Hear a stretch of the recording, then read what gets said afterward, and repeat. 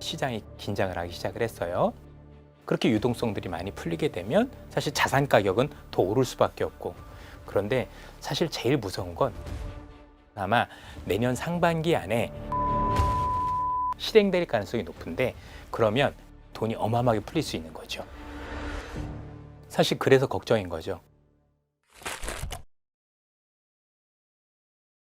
사실 미국의 셧다운이 가져오는 건 자산시장하고 경제에는 분리돼서 봐야 된다고 생각을 해요. 먼저 셧다운을 했었으니까 미국 같은 경우 공무원들이라든가 아니면 임시직에 있는 분들 같은 경우는 일시적으로 해고가 됐을 가능성이 대단히 높습니다. 그러면 시장에서 놓고 보면 이분들이 해고가 됐고, 그게 이제 나중에 고용지표에 반영이 되겠죠. 그러면 고용지표는 우리가 생각했던 것보다 조금 더 안 좋게 나올 가능성이 높은데, 그렇게 되면 사실 금리를 내리는 연준 입장에서는 고용이 생각보다 안 좋아졌으니 금리를 내릴 수 있는 명분을 찾을 수 있을 겁니다. 사실 지금 연준은 다른 점보다도 지금 굉장히 신경을 많이 쓰는 게 고용시장이라는 겁니다. 왜냐하면 이제 지금 우리가 알고 있는 트럼프 이후에 고용시장에 되게 왜곡이 많이 되고 있는데요. 우리가 이민자들 안 받기 시작을 했잖아요. 또 이민자들을 쫓아내기 시작하다 보니까 우리가 알고 있는 고용에 대한 수요도 공급도 되게 많이 줄어들었어요. 그러다 보니까 조금만 고용이 안 좋으면 고용이 굉장히 안 좋은 것처럼, 또 고용이 좋아진다고 해도 이전의 수준이 안 닿는 굉장히 좀 재밌는 현상들이 많이 벌어지는데, 고용은 어떤 습성을 가지고 있냐면 한 번 안 좋아지면 굉장히 급격하게 악화된다라는 특성을 가지고 있거든요. 그러면 셧다운임에도 불구하고, 즉 나중에는 복원이 될 수 있는 고용인 거잖아요. 그럼에도 불구하고 지표가 안 좋기 때문에 이를 핑계 삼아서 12월에 금리를 인하할 수 있는 명분을 볼 수 있다는 게 현재 시장에서 우리가 봐야 되는 거고요. 그러면 제일 중요한 게 연준이 금리를 인하할 수 있는 명분을 갖는데, 금리를 인하할 만큼 경기가 정말 많이 안 좋아진가라고 따져보면 그렇진 않다라는 거죠. 결국은 셧다운이 끝나고 나면 그 공무원들은 다시 일선으로 복귀를 할 거고, 또 전체적으로 놓고 보면 거기에 따른 어떤 소비 성향, 또 연말이면 또 소비 이런 것들이 많이 이루어지잖아요. 다시 복원될 수 있기 때문에 우리 입장에서 놓고 보면 이번에 셧다운이 나름대로 금리를 인하할 수 있는 어떤 명분을 가질 수 있는 기회가 될 수 있지 않을까라는 측면에서 현재 시장을 좀 바라봐야 될 것 같아요. 안녕하십니까? AFW 파트너스의 이선엽 대표라고 합니다.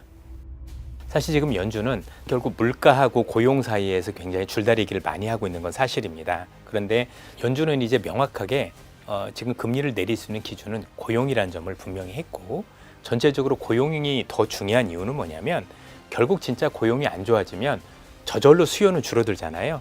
내가 이제 직장에 안 다니게 되면 사실 우리가 알고 있는 월급이 없어질 거고, 월급이 없어지면 물건을 살 수가 없겠죠.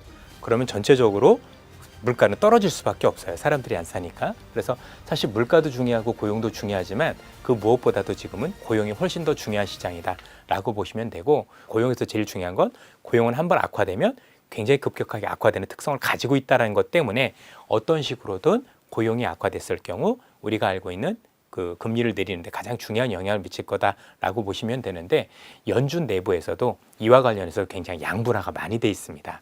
그럼에도 불구하고 여전히 물가가 문제가 되는 거 아니야라는 분도 계시고, 하지만 아직까지 좀 대세는 고용이 더 중요하다는 게 대세이기 때문에 이번에 어떤 금리와 관련해서는 고용이 어떻게 나오느냐, 여기에 따라서 금리가 결정이 된다고 보셔도 될 것 같아요. 미국은 그래서 AI발 대량 해고가 본격화되었나요? 지금 일부 그런 얘기들이 많이 나오고 있는데요. 이 정도 가지고 아직까지 대량이라고 보기는 조금 쉽지는 않은 것 같습니다. 이제 시작이 되어가는 단계일 수도 있다라고 보여지는데, 또 AI 때문에 나중에 또 일자리가 창출될 수 있는 가능성도 있기 때문에, 왜냐하면 지금 AI를 통해서 지금 벌어지고 있는 현상 중에 하나가, 지금 미국에서 AI를 더 성능을 좋게 만들기 위해서 대규모 투자가 이루어지고 있잖아요. 그러면 그 투자가 이루어지고 있는 데이터 센터라든가 이와 관련해서는 또 추가적으로 고용이 필요한 거 아니겠습니까?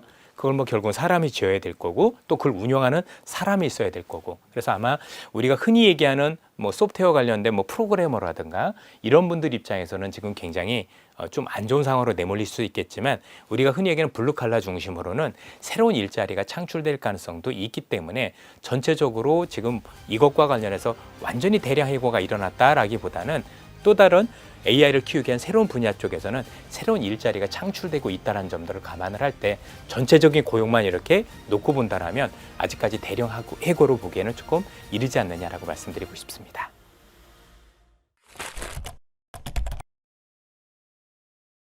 베센트 재무장관이 미국에는 이미 경기 침체가 일부 왔다라고 표현을 했는데 그러면서 이제 금리를 더 내려야 된다라고 얘기를 했는데 이거의 맥락이 뭐예요?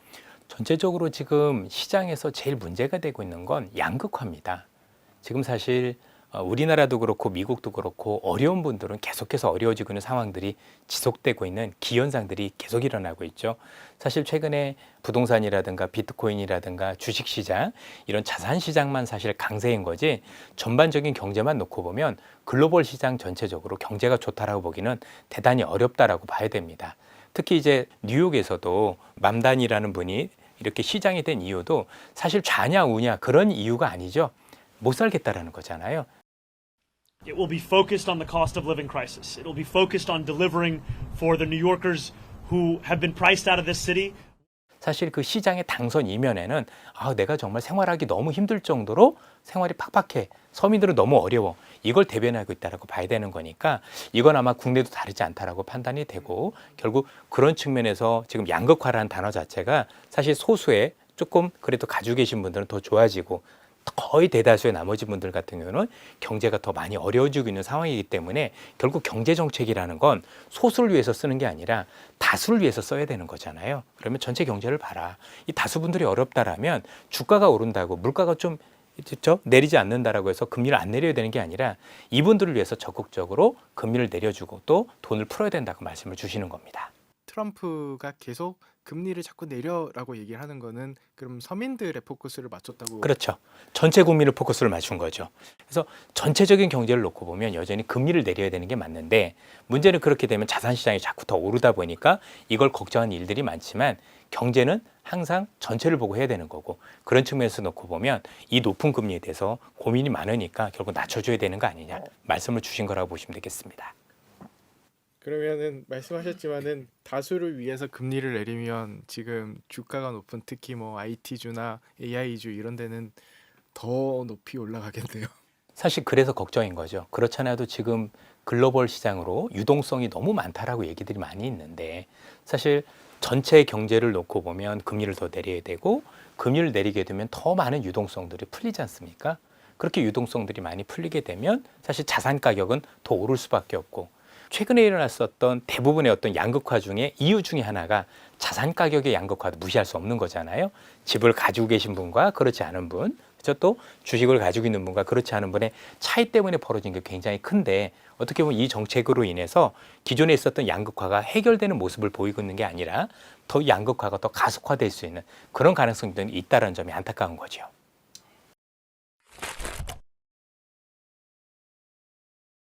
전체적인 지금 미국 시장을 놓고 보면 올 연말까지는 어쨌든 고용 시장과 관련해서는 긍정적인 쪽보다 뭔가 불안할 가능성이 대단히 높기 때문에 연준은 한 번 정도 그래도 금리를 추가로 인하할 가능성이 여전히 열려 있는 게 아닌가라는 생각을 할 수 있는 것 같고 연준 입장에서는 지금 금리를 내린다고 하더라도 이 금리 수준도 여전히 우리가 생각하는 금리보다는 높은 수준에 있는 게 사실입니다.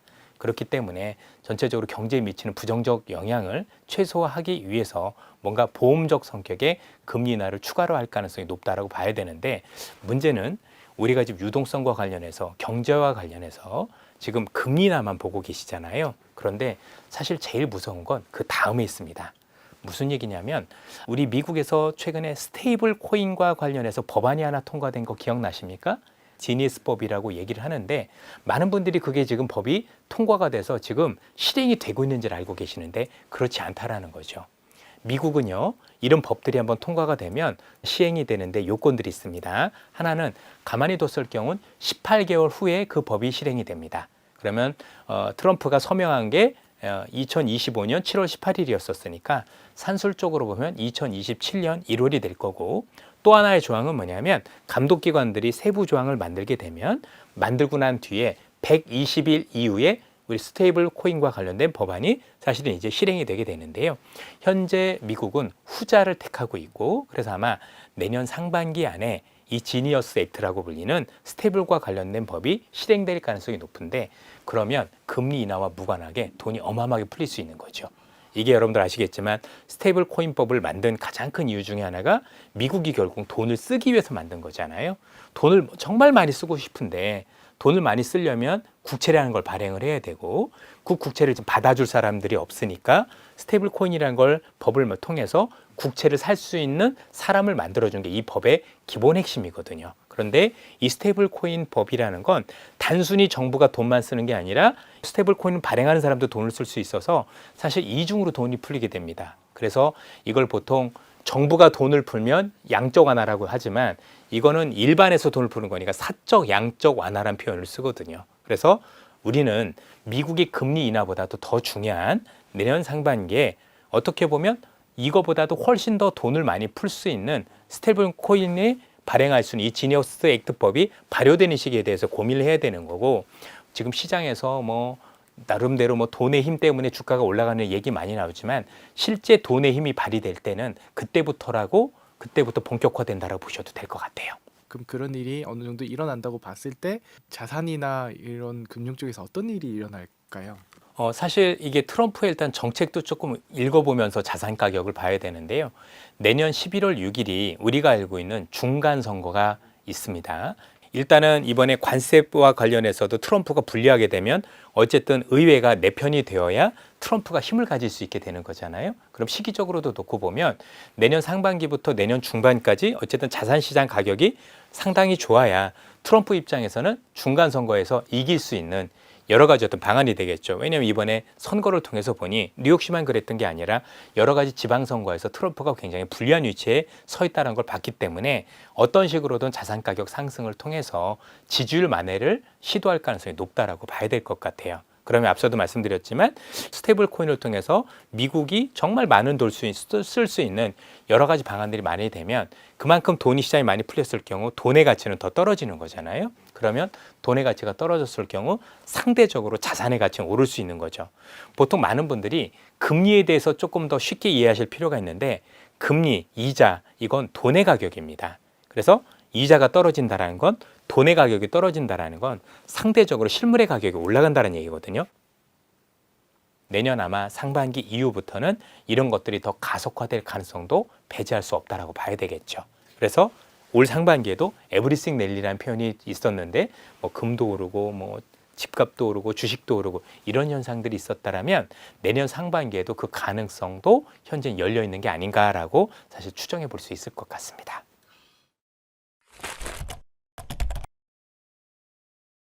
그럼 내년 1년 전체를 좀 좋다고 봐야 되는 거예요? 아니면 어느 시점부터는 좀 조심해야 되는 시기가 생길까요? 올해보다는 내년 시장은 좋다라고 놓고 보더라도 사실 올 하반기에 있었던 이 정도의 변동성은 여러 차례 일어날 가능성이 대단히 높다라고 봐야 됩니다. 올라가는 시장 중에서도 항상 중간중간에 쉬어가는 구간이 있다라고 봐야 될 것 같은데 지금 AI와 관련해서 굉장히 과잉 투자 논란이 일어나고 있고 또 단순 과잉 투자 논란이 아니라 결국 이 투자와 관련해서 내 돈 가지고 투자하면 괜찮은데 미국에 있는 빅테크 기업들이 드디어 빚을 내기 시작을 했거든요. 그래서 그 빚을 이제 채권이라는 걸 발행을 해서 하기 시작을 했고 그 규모가 갑자기 너무 커지다 보니까 시장이 긴장을 하기 시작을 했어요. 그리고 이와 관련된 긴장의 끈 그리고 이로 인한 위험과 관련된 얘기들은 내년에도 많게는 두세 차례 우리 시장을 굉장히 변동으로 이끌 가능성이 높다라고 봐야 됩니다.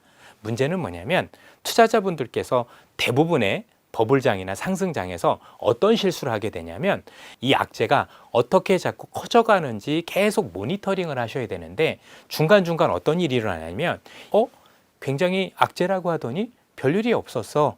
이런 일들이 두세 번 정도 반복되면 그 뒤부터는 이 악재를 굉장히 무시하게 됩니다. 그때 보니까 별일이 아니었어. 그때도 악재라고 했는데 결국 나만 물량을 빼앗겼고 살 기회를 놓쳤네라는 이런 것들 때문에 오히려 진짜 위험할 때 많은 분들이 그 위험을 간과하고 그때 별일 없었다라는 이 학습 경험을 토대로 해서 잘못된 판단을 할 수 있는 경우들이 굉장히 많아진다고 보시면 되겠습니다. 따라서 오히려 이 악재에 대해서는 계속해서 민감하게 우리가 어떤 식으로 되어 있는지 보다 객관적으로 평가하실 필요가 있다고 생각을 하고요. 더 안타까운 건 뭐냐면 앞서도 제가 시장에 돈이 많이 풀리면 시장이 올라갈 수 있다고 말씀드렸는데 지금 버블 논란이 되게 많지만 사실 버블이라고 지금 부르기는 대단히 어려운 게 진짜 버블 시장은요. 많은 분들이 계시지만 비이성적 과열이 굉장히 중요하게 많이 펼쳐지고 그래서 투자의 관점에서 머니 게임으로 이게 시장이 변질이 됩니다. 지금 많은 분들이 지금 시장에 대해서 되게 따지고 계시죠. 야, 좀 비싼 것 같아. 이거 조금 과한 투자 아니야? 라고 우리가 지금 여러 가지를 두들겨 보고 있는 건 투자의 관점이에요. 저는 그래서 지금 하고 있고 계시는 많은 투자자분들의 현재 있는 여러 가지 어떤 시장을 대하는 경계감들이 저는 굉장히 건전하다고 생각을 합니다. 그런데 이런 건전함을 넘어서서 앞으로 돈이 더 많이 들어오게 되면 앞서 말씀드렸었던 여러 악재가 지나보니 오히려 살 기회였다라는, 그렇죠? 이상한 어떤 학습, 거기에다가 더 많은 돈들이 들어오면서 돈이 돈을 부르는 유동성의 힘으로 올라가는, 이렇게 되면 투자의 개념이 아니라 흔히 얘기해서 돈의 게임으로 변질이 됩니다. 돈의 게임으로 변질되면 사실 앞으로 올 미래를 미리 당겨서 시장을 반영을 해요. 그래서 여러분들 지금까지는 많은 기업들이 비싸긴 하지만 사실은 실체는 있잖아요. 그 다음에 돈도 벌고 있고, 근데 진짜 버블 시장에서는 실체도 없고 돈도 벌지 않습니다. 그런데 많은 분들이 얘기를 하는 거죠. 그 꿈을 미리 반영해요. 예컨대 실제 사례가 될지 알 수는 없지만 이런 식으로 사례를 들게 됩니다. 지금 로봇이 되게 활성화되어 있는 것 같아. 그러면 지금 발전되는 속도를 보면 한 3년 뒤나 한 5년 뒤에는 모든 집들이 로봇 하나씩 다 갖게 될 것 같은데, 그럼 어떻게 될까요? 지금 실적이 나오지 않는 로봇 관련 기업들한테 3년 뒤에 전 세계 모든 집들이 로봇이 하나씩 이렇게 집에 있을 거라는 걸 가정을 해서 그 밸류에이션을 바탕으로, 그렇죠? 주가를 많이 올리게 되겠죠. 그럼 실체가 있습니까? 없습니까? 꿈은 있지만 실체가 있는 건 아니죠. 실적이 나오는 것도 아니죠. 이게 버블하고의 차이라고 보시면 될 것 같아요. 그래서 꼭 명심해 주셔야 될 부분은 뭐냐면, 돈이 많아지면 이게 투자의 관점이 아니라 돈의 게임, 즉 머니 게임으로 변질된다는 거 꼭 알고 계시면 되고, 그래서 이 머니 게임, 돈의 게임의 가장 끝은 결국 이 돈이 줄어들 때입니다. 그래서 항상 언제 끝나느냐?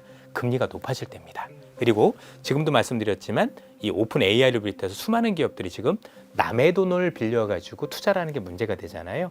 결국 이 남의 돈이라는 걸 우리는 부채라고 불리는데, 이 부채가 문제되는 건 항상 금리가 높을 때 문제가 되는 겁니다. 그래서 우리가 지금 당장은 문제되기보다는 시간이 좀 흘러서 금리가 절대 수준으로 높을 때, 이 정도 금리에서는 남의 돈을 빌린 사람은 굉장히 부담이 되거든요. 그때 모든 문제들이 한꺼번에 불거진다라는 점들도 기억해 주시면 좋을 것 같습니다. 우선 우리 시장은 논란의 여지는 굉장히 많죠.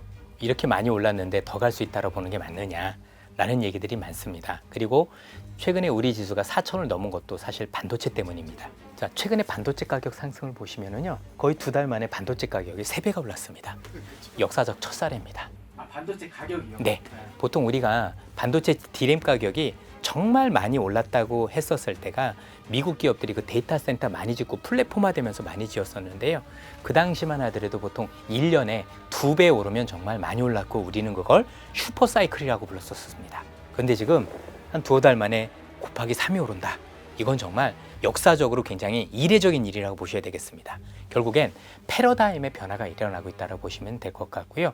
시장에서 도대체 무슨 일이 일어났길래 반도체 가격이 이렇게 급등했는지에 대한 우리는 고민이 있어야 되겠다는 말씀을 드립니다.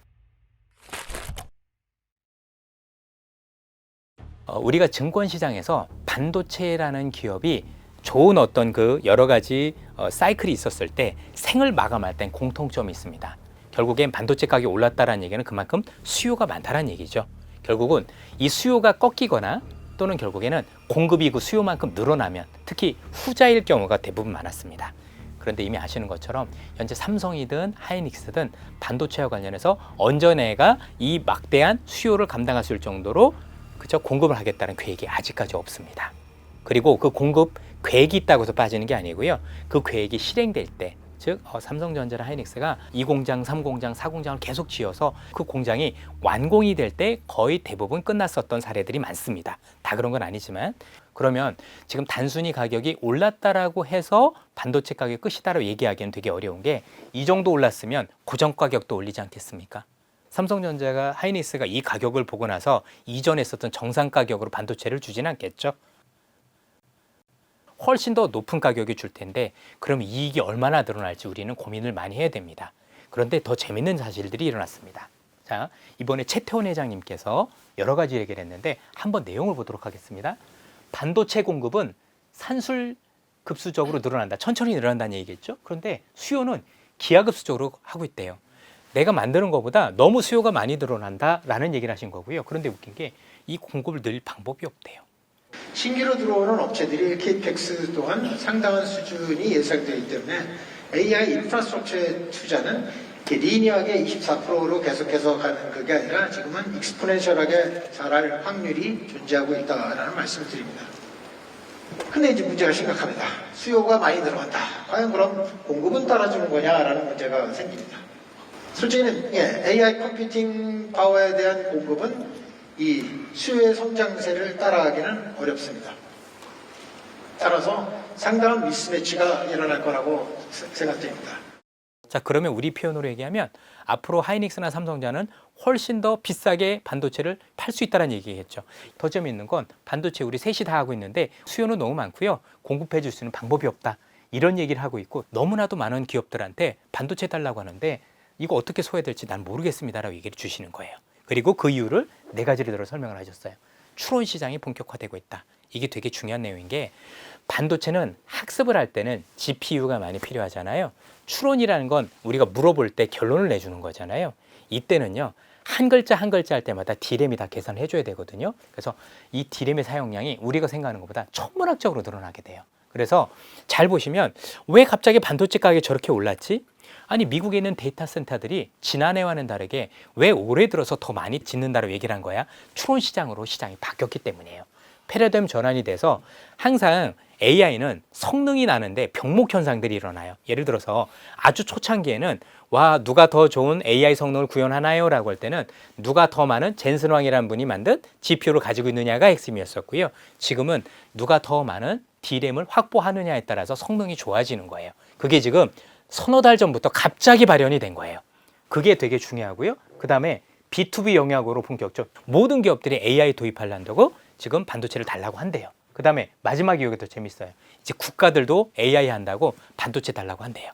지금 이 말을 종합해 보면 메모리 현재 만드는 반도체 회사들이 볼 때도 현재 수요가 얼마나 증가할지 예측조차도 되지 않는 거예요. 그죠? 그 정도로 많은 거예요.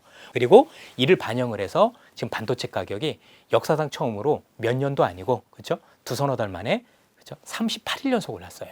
이것도 말도 안 되는 건데 38일 동안 여러분들 그냥 오른 게 아니라 하루에 보통 10%씩 올라댔다고요. 아마 보신 분이 있겠지만 올해 미국 기업에서 제일 많이 오른 기업이 뭐야? AI 기업이 아니고요. 샌디스크라고 해서 낸드 플래시는 메모리 만들어 정확하게 10배가 올랐어요. 그 정도로 기하급수적으로 반도체 가격이 올라가고 있는 거예요. 그럼 우리는 저주가가 많이 올랐어가 아니라 역사상 보지 못했던 반도체 가격의 움직임을 우린 보고 있는 거죠. 그러면 도대체 얼마나 많은 패러다임 변화가 있었고 얼마나 많은 수요가 있었길래 이렇게까지 오르는 거에 대한 고민을 투자자나 우리는 아니면 한번 고민을 해봐야 된다는 얘기인 겁니다. 그래서 우리가 알고 있는 뭐 하이닉스가 올랐어, 삼성전자가 올랐어도 중요하지만 그거보다는 왜 이런 현상들이 일어났고 이 수요에 따라서 우리 기업들의 실적은 어느 정도나 더 개선될 수 있는지 따져보면서 정말 있는 가격들이 비싸다 싸다 판단해 보시는 게 옳지 않을까 싶습니다. 환율이 1,450원대도 돌파했는데 추가적인 강세로 갈지 아니면 변동성 구간 내에서 조정될지 어떻게 보시나요? 변동성 구간 내인 있겠지만 그렇다고 해서 우리가 이전에 봤었던 1,300원대 초반이나 1,200원대, 1,100원대 이 가능성은 매우 낮다라고 봐야 됩니다. 이것도 이제 새롭게 박신 역사라고 일단 판단을 해야 될 것 같은데요. 달러에 비해서 우리나라 돈의 가치가 올라가려면 우리가 달러라는 자산을 많이 벌어야 되겠죠. 그러려면 여러 가지 이유가 있는데 쉽게 생각하시면 됩니다. 달러가 우리나라에 많이 들어오면 돼요. 수출을 많이 하면 기업들이 달러를 많이 받을 거고 그걸 한국에 많이 가지고 들어오면 우리나라 돈의 가치가 많이 올라가고 달러의 가치는 떨어질 겁니다. 또는 외국인들이 우리나라 시장에서 주식을 많이 사게 되면 한국에 들어올 때 원화로 환전을 해야 되거든요. 그럼 달러를 팔고 원화를 살 거니까 사실은 원화가 강세로 가야 됩니다. 그게 우리가 전통적으로 봤던 환율 시장의 의미였었습니다. 그래서 우리가 90년대 후반에 우리가 IMF라는 걸 겪었잖아요. 이게 외환 위기죠. 달러가 부족해서 생긴 위기를 외환 위기라고 합니다. 그래서 지금 우리 원화의 가치가 떨어지기만 하면 1,400원, 1,500원 되면 와 우리나라에 달러가 부족한가 봐 라고 해서 긴장들 하시는데 세상이 바뀌었습니다. 첫 번째는 뭐냐면 외국인들이 우리나라 주식 사는 금액보다 우리가 미국 주식 사는 금액이 많습니다. 즉 우리가 지금 달러가 없는 게 아니라 가지고 있는 달러를 여전히 미국 가서 쓰고 있기 때문에 첫 번째는 문제가 되고 있고요. 두 번째는 우리나라 기업들이 여전히 수출을 잘하고 있습니다. 우리가 반도체 가격도 얘기했지만 아마 수출 금액으로 보면 올해가 가장 역사상 최대 금액이 될 가능성도 있습니다. 그런데 이 기업들이 돈을 벌어도 우리나라로 달러를 가지고 들어오질 않습니다. 여러 가지 이유가 있겠는데요. 하나는 우리 원화 가치의 불안정성도 있겠지만 그것보다는 트럼프 또는 미국 정부의 어떤 큰 맥락에서 미국에 대한 투자를 기다리고 있기 때문입니다.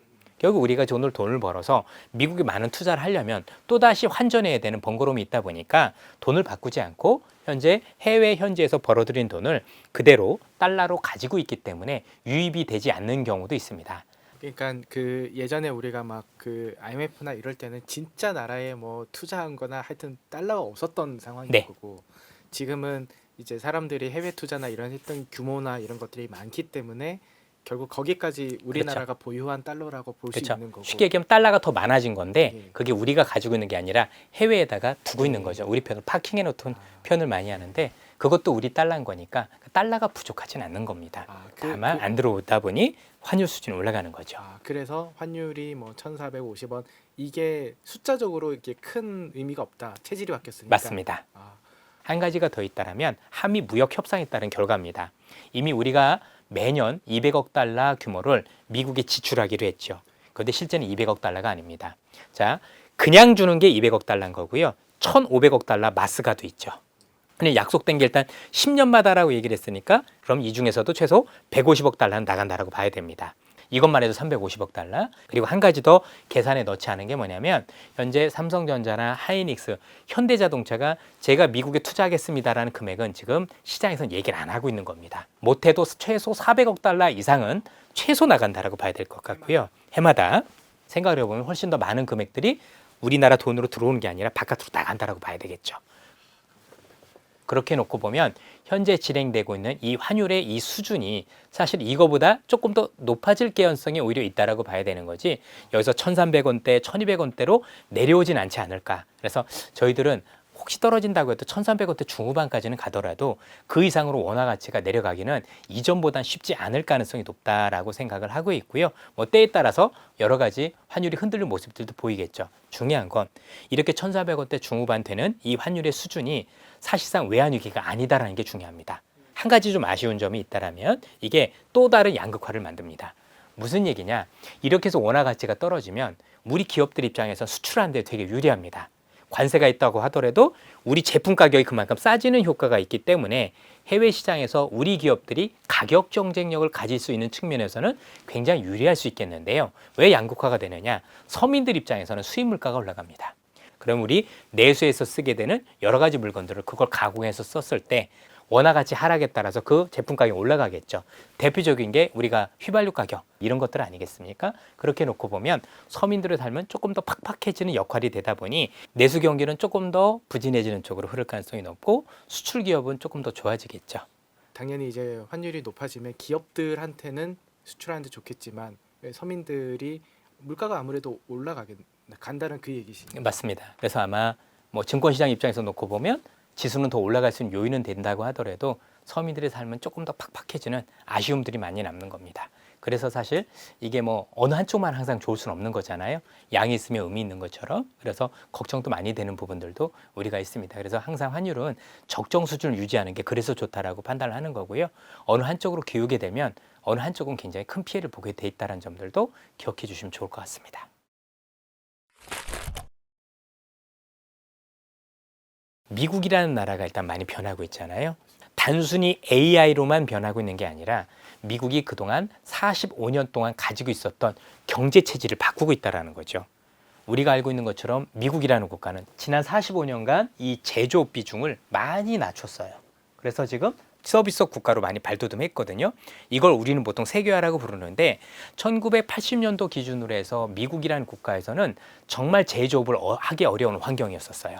사람의 임금도 너무 높고 금리도 너무 높았던 거죠. 그래서 고비용 때문에 미국 경제가 문제가 되다 보니까 야 그러면 어떻게 하면 미국이 살 수 있을까라고 고민을 했고 그러면 비용이 낮은 데로 공장을 이전하면 되잖아라는 해법을 찾게 됩니다. 그게 우리는 세계화라고 부르는 거고 그래서 이만큼 있었던 미국의 제조업들이 그렇죠? 한국으로도 옮겨지기도 하고 중국으로 옮겨지기도 하고 중국보다 더 비용이 싼 베트남으로 옮겨지기도 하고 최근에 인도로도 가죠. 그래서 지난 우리는 45년간 봤던 미국 경제의 모습은 제조업의 브랜드는 유지하고 있으되 생산 설비를 중국을 비롯한 수많은 국가들로 이전하는 그런 모습을 많이 보였고 그 이면에 서비스업이 커가서 아마 지금도 미국 경제에 대해서 물어보면 미국은 서비스업 국가야. GDP의 70%가 소비야. 이렇게 우리는 알고 있다라는 거죠. 문제는 이런 현재 있던 경제 구조가 현재 미국을 지탱하지 못하는 한계점으로 작용을 합니다.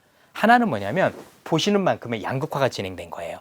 안타깝지만 일부를 제외한 대부분의 서비스업 일자리들은 직업의 안정성도 많이 떨어지고 또 임금 체계도 제조업보다는 조금 낮은 특성을 보이면서 사실은 중산층이 아니라 서민으로 많이 이렇게 떨어지는 그런 모습들이 많이 보인다라는 측면에서 일단 문제가 많이 되고 있고요.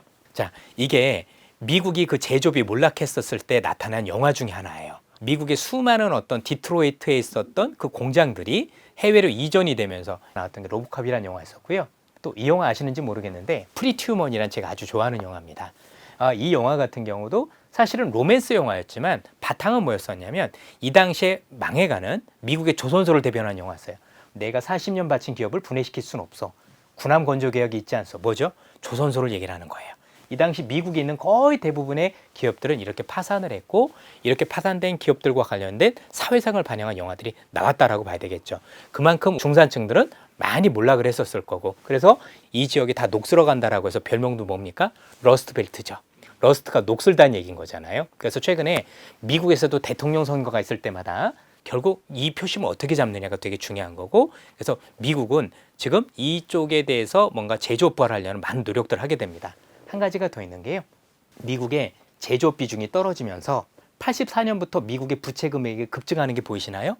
와, 정말 미국이라는 국가가 제조업을 해외로 빼면서부터 부채가 굉장히 급증했구나. 결국 미국 내에서 돈을 벌지 않다 보니 빚으로 돈을 썼고 그래서 빚이 많이 늘었다라고 보시면 될 것 같거든요. 그래서 지금 5경에 달하는 빚이 있고요. 요 검은색 밑으로 파란색 선이 있는 건 이게 또 빚 내서 돈 쓰고 있는 거예요. 밑으로 떨어질수록 빚을 더 많이 쓰고 있다는 얘기인 거니까 미국은 현재 빚도 많은데 돈도 여전히 많이 쓰고 있으며 현재 이자 비용도 감당 못한다. 이렇게 보시면 됩니다. 그러면 제일 중요한 건 이런 거겠죠. 자, 미국이 지금 굉장히 국가 위기에 처한 가장 큰 위기의 핵심은 뭘까요? 미국의 제조업이 없다라는 겁니다. 그래서 미국은요, 지금 어떻게 하고 있냐면 이번에 선거에서 트럼프 대통령이 됐던 해리스란 분이 됐던 공약이 같아요. 그렇죠? 미국의 제조업을 키우겠어. 다만 다른 게 있다라면 미국의 민주당, 즉 바이든 정권이 있었을 때는 미국의 제조업을 키우는데 방법이 뭐냐면 보조금을 주는 거죠. 그걸 우리는 IRA라고 하죠. 미국이 제조업할 테니까 미국에 공장 좀 지어주세요. 그럼 제가 보조금을 드리겠습니다. 들어오시기 어려우니까 이런 거고요. 트럼프는 무슨 소리야? 미국의 제조업 지어. 안 지으면 관세 두들겨 맞을 줄 알아. 라고 해서 채찍을 줬던 거예요. 어떤가요? 목표가 같죠. 해리스가 됐든 우리가 알고 있는 트럼프가 됐든 미국의 민주공화당은 같은 목표를 가지고 있습니다. 미국의 제조업을 부활시켜서 이 제조업 부활로 인해서 무엇을 하겠다는 거죠? 지금 무너져 있는 중산층을 육성을 하고 동시에 지금 너무나도 많은 빚을 돈을 벌어서 갚겠다는 생각을 가지고 있는 겁니다. 그래서 미국이 어떤 식으로 경제 구조가 바뀌어가는지 꼭 보셔야 되는 거고 미국이 그동안 공장을 해외로 이전을 해서 있었던 세계화에서 이제는 탈세계화를 통해서 미국이 현재 어려워진 환경을 개선하겠다라는 이 어떤 큰 변화, 이게 얼마 만의 변화라고요? 45년 만의 변화입니다. 그러니까 아마 여기 보고 계신 많은 분들은 사실 살아생전에 또 보기 어려운 정말 큰 변화가 일어나고 있다고 보시면 되고 다행스럽게도 이 변화의 중심에 한국이 있는 거죠. 미국이라는 국가가 제조업으로 변신하기 위해서는 누군가가 이 제조업을 부활할 수 있도록 도와줘야 되는데 그럴 수 있는 국가, 제일 큰 국가는 한국과 중국이거든요. 그런데 현재 미국이 살아남기 위해서 지금 중국과 경쟁하고 있는 상황에서 중국을 파트너로 삼을 수 없다 보니까 한국이 자연스럽게 파트너가 됐고 경제학적으로 공급망 입장에서 중국이 배제되니까 우리가 독점적 구조로 미국을 도울 수 있는 그런 어떤 상황이 된 겁니다. 대표적인 게 마스가. 사실 이건 굉장히 큰 행운이라고 봐야 될 것 같습니다. 그래서 현재 우리가 AI의 큰 변화만 알고 있지만 실제적으로는 미국이 정말 어마어마하게 많은 체질의 변화를 꾀하고 있다는 점들도 꼭 기억해 주셨으면 좋겠습니다. 민주당이나 공화당이나 미국은 안 변하겠네요. 그렇습니다. 바뀌지 않을 가능성이 높고요. 더 재밌는 건 현재 정권이 바뀐다고 하더라도 혹시나 제가 볼 땐 관세 정책도 생각보다 크게 바뀔 가능성은 낮아 보입니다. 왜냐하면 그게 나름대로 유의미한 결과를 냈다라고 하면 미국은 재미있게도 기존에 했었던 정책을 지속적으로 유지하면서 미국 국가한테 유리한 방향이라면 연속적으로 이어가는 특성들을 많이 가지고 있는 그런 부분들이 있습니다. 그래서 뭐 우리가 알면 정도는 조금 낮아질 수도 있겠죠. 그리고 또 효율적으로 또 미국의 제조업을 육성하기 위한 여러 방안을 쓸 수는 있는지 모르겠지만 기존에 있었던 전 정권의 정책이 그래도 효율적이라고 생각했다라면 사실상 그게 정권이 바뀌었다라고 해서 크게 바뀔 것 같지는 않다. 이렇게 보셔도 될 것 같습니다. 무섭죠. 생각을 해보면.